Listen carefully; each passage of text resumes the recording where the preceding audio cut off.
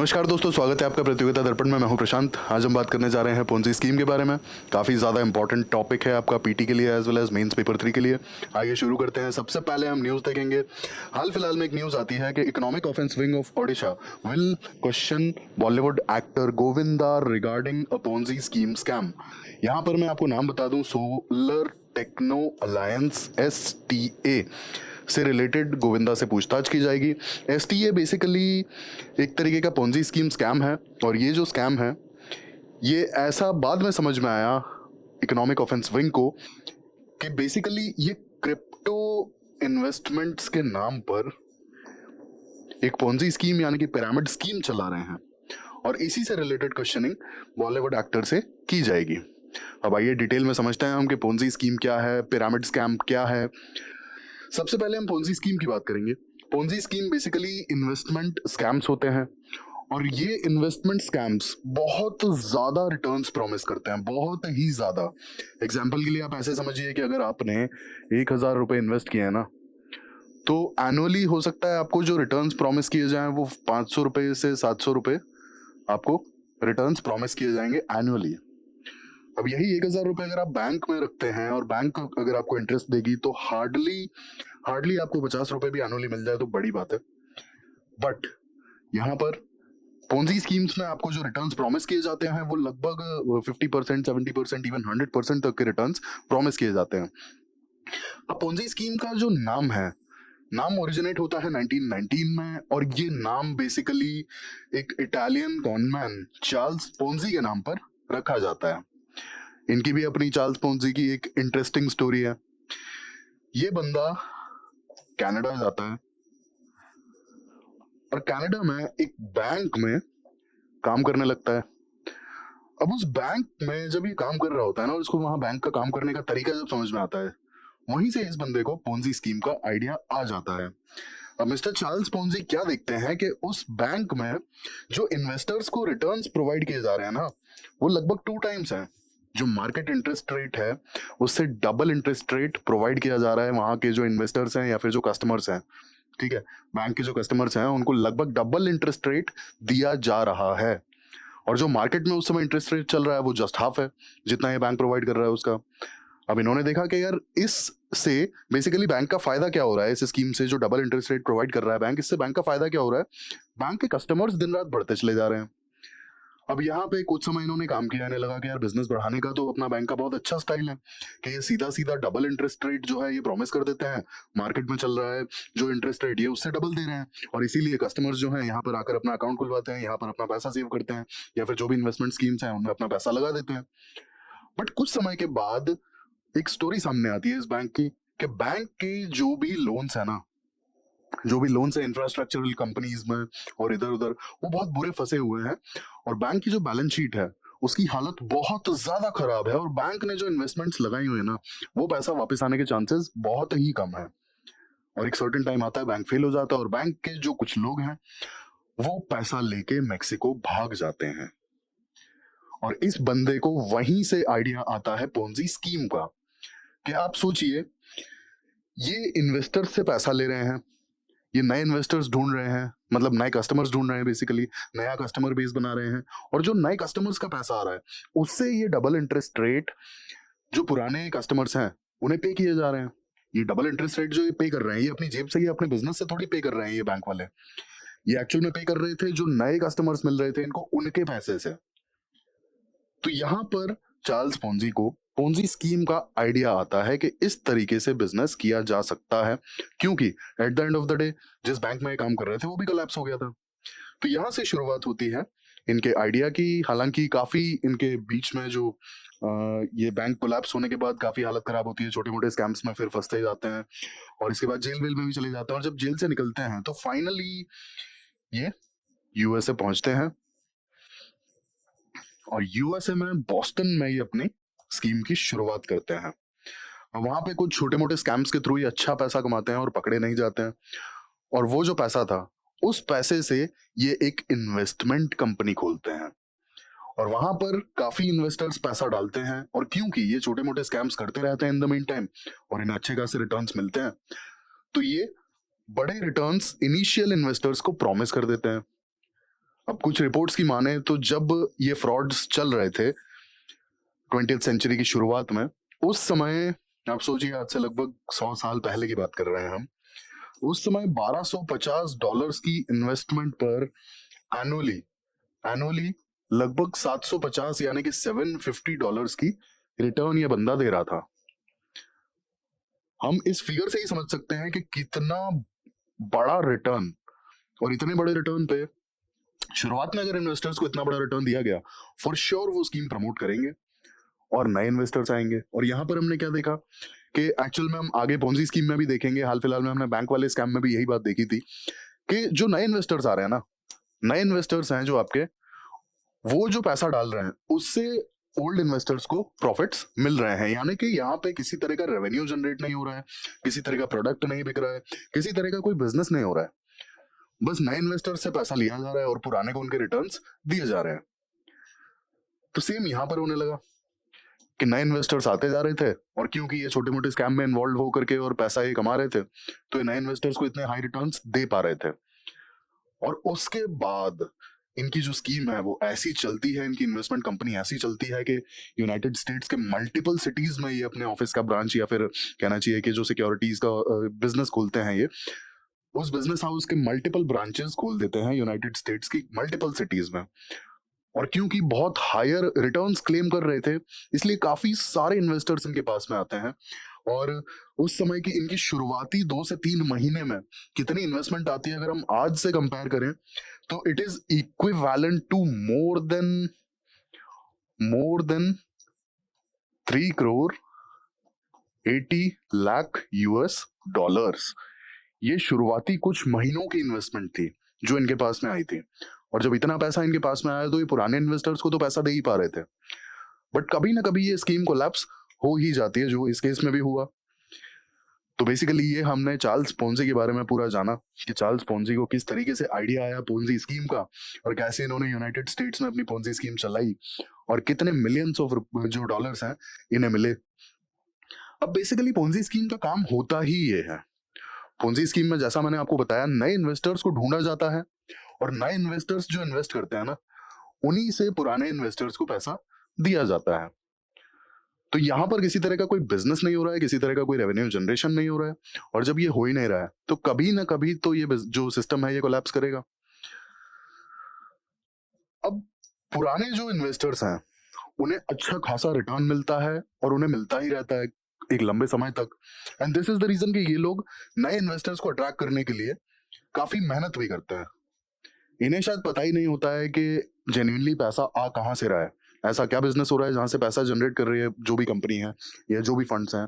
जैसे chit funds के नाम पे जनरली ये पोंजी स्कैम्स चलते हैं, तो जो भी चिट फंड है ये पैसा जनरेट कहाँ से कर रहा है, कहाँ से इनका रेवेन्यू जनरेशन हो रहा है, जेन्युइनली इन्हें नहीं पता होता है।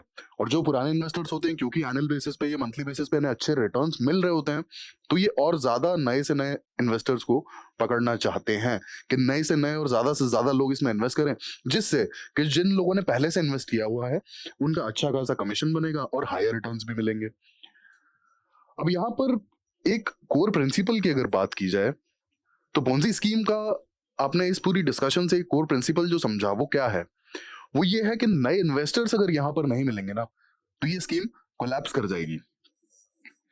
यहाँ पर फ्रेश इन्वेस्टमेंट बहुत ज्यादा जरूरी है, तभी एग्जिस्टिंग इन्वेस्टर्स को पैसा मिल पाएगा। और जिस दिन नए इन्वेस्टमेंट्स आना बंद हो गए उस दिन ये स्कीम कोलैप्स कर जाती है। अब बेसिकली कुछ इस तरीके का पिरामिड बनता है पोंजी स्कीम्स में। आइए हम देख लेते हैं। जनरली मल्टी लेवल मार्केटिंग के नाम पे स्कैम्स होते हैं ये। अब जो सीड पॉइंट होता है, basically seed point is like जो भी फाउंडर्स होते हैं कंपनी के, या जो चिट फंड स्कैम है या जो पोंजी स्कीम है, उसके जो फाउंडर्स होते हैं, फाउंडर्स से शुरू होता है पूरा मामला। अब फर्स्ट लेयर जो होती है, first layer is basically initial investors. Initial investors को यहाँ पर शुरुआत में हायर रिटर्न्स का प्रॉमिस दे करके और अट्रैक्ट किया जाता है, और इनिशियल इन्वेस्टर्स को जेन्युइनली पैसा दिया भी जाता है। जितना रिटर्न्स इनिशियल इन्वेस्टर्स को लेयर 1 में ये प्रॉमिस करते हैं उतना पैसा देते भी हैं, क्योंकि इनके पास एक्चुअल में इन्हें किसी तरह की इन्वेस्टमेंट तो करनी नहीं है, और क्योंकि इनके पास कहीं ना कहीं फ्रॉड से इधर उधर से पैसा आ भी रहा होता है। अब आप ये सोचिए कि ये फर्स्ट लेयर के जो इन्वेस्टर्स हैं, अगर एग्जांपल के लिए हम ऐसे देखें कि फर्स्ट लेयर में 10 लोगों ने इन्वेस्ट किया और पर पर्सन इनने जो इन्वेस्टमेंट रखी वो रखी 1 लाख की। जनरली ये पैसा जो लिया जाता है, ये पैसा लिया जाता है ज्वाइनिंग फीस के नाम पर या फिर XYZ इन्वेस्टमेंट के नाम पर। तो हम ये मान लेते हैं कि 10 इन्वेस्टर्स आए और इन्होंने ज्वाइनिंग फीस रखी 1 लाख, तो टोटल जो मनी जनरेट होगा फाउंडर्स के लिए वो होगा 10 लाख। अब इस 10 लाख में से अगर ये पर इन्वेस्टर 20 या 30,000 का भी रिटर्न प्रॉमिस कर देते हैं एनुअली और 2 साल तक देते भी हैं, तो हम मान लेते हैं कि 20,000 एनुअली ये रिटर्न प्रॉमिस करते हैं पर लाख पे, और 10 इन्वेस्टर्स को अगर ये 2 साल पैसा देते भी है ना, तब भी इट इज ओनली 4 lakhs।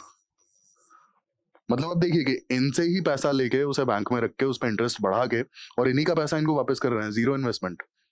जो फाउंडर्स हैं इन्होंने कोई पैसा लगाया ही नहीं है। जो फर्स्ट लेयर की इन्वेस्टमेंट आ रही है, फर्स्ट लेयर की इन्वेस्टमेंट ज्वाइनिंग फीस के नाम पर या इन्वेस्टमेंट के नाम पर इन्हें हायर रिटर्न्स दिखा दिए गए और ज्वाइनिंग फीस के नाम पर इनसे पैसा ले लिया गया या फिर इन्वेस्टमेंट के नाम पर इनसे पैसा ले लिया गया, और उसी पैसे को बैंक में रख के ये लोग थोड़ा थोड़ा रिटर्न करते रहते हैं। आप देखिए 2 साल तक इन्हें फर्स्ट लेवल ऑफ इन्वेस्टर्स को सिर्फ और सिर्फ 4 लाख रुपए देने हैं, बचे हुए 6 लाख कहाँ गए? और ये तो सिर्फ फर्स्ट लेयर की बात हो रही है। अब सेकंड लेयर की अगर हम बात करें तो सेकंड लेयर पे सपोजिटली जो शुरुआत में 10 इन्वेस्टर्स थे, सेकंड लेयर पे हो सकता है कि 100 हो जाए।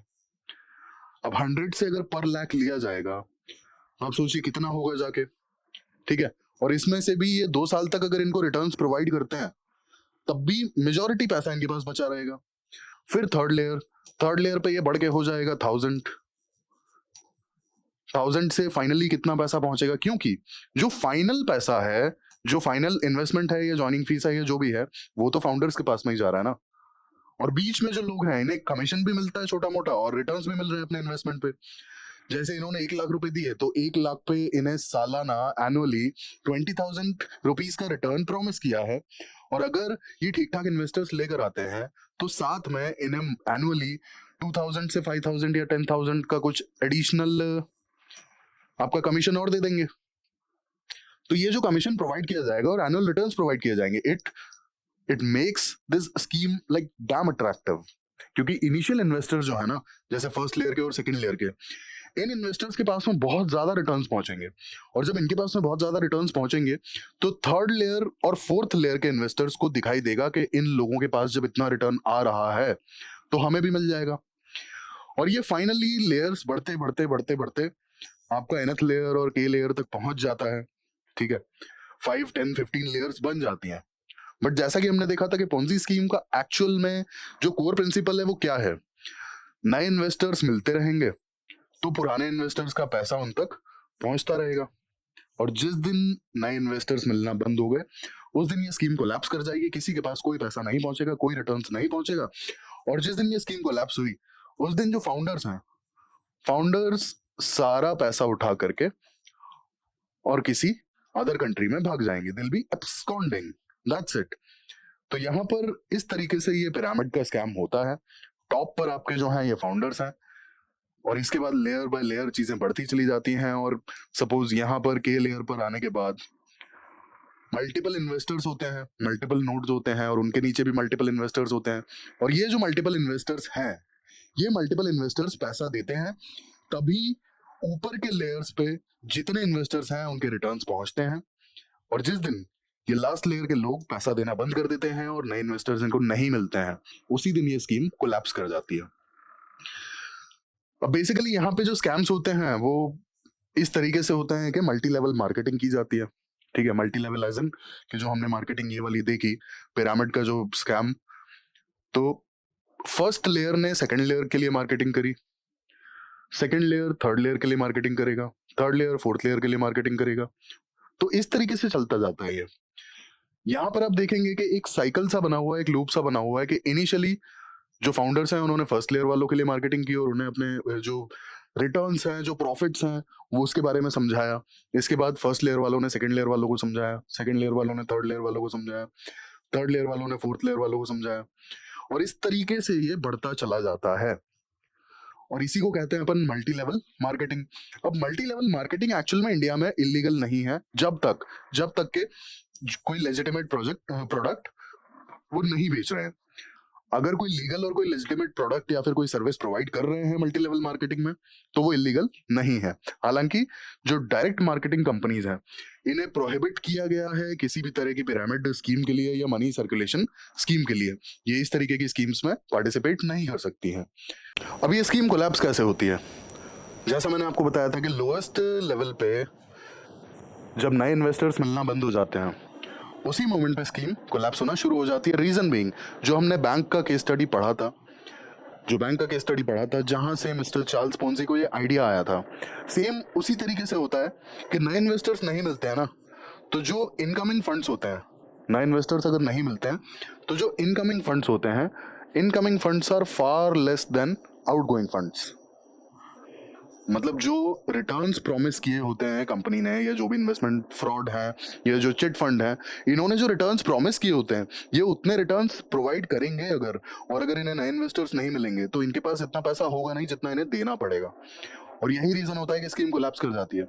आप सोचिए, सारे इन्वेस्टर्स को अगर इन्हें एक साथ उतना पैसा देना पड़ जाए, पॉसिबल ही नहीं है दे पाएंगे, क्योंकि यहाँ पर किसी तरह का बिजनेस तो हो नहीं रहा, और बिजनेस नहीं हो रहा, दैट्स व्हाई किसी तरह का रेवेन्यू जनरेशन नहीं है। तो इस तरीके से ये स्कीम कोलैप्स होती है। जब भी नए इन्वेस्टर्स नहीं मिलेंगे तो पैसा आएगा नहीं। और जैसा कि हमने पिरामिड में देखा था कि जब नए इन्वेस्टर्स मिलते हैं तभी पुराने जो इन्वेस्टर्स हैं उनको उनका कमीशन और उनके रिटर्न्स दिए जाते हैं। अगर नए इन्वेस्टर्स मिलना बंद हो जाएंगे तो ये पूरा साइकिल एक ही बार में टूट जाएगा, चेन टूट जाएगी, और ऐसे ये कोलैप्स हो जाती है स्कीम। अब इंडिया की अगर बात करें, इंडिया में पोंजी स्कीम्स इससे पहले कभी देखी गई हैं क्या? ये गोविंदा का जो केस है, इससे पहले भी कोई पोंजी स्कीम का केस इंडिया में देखा गया है? जी हाँ, बिल्कुल देखा गया है, बहुत सारे देखे गए हैं। सबसे रिसेंट की बात करें तो Amway scam finally enforcement directorate ने ये कहा कि ये एक पिरामिड स्कैम चला रहे हैं।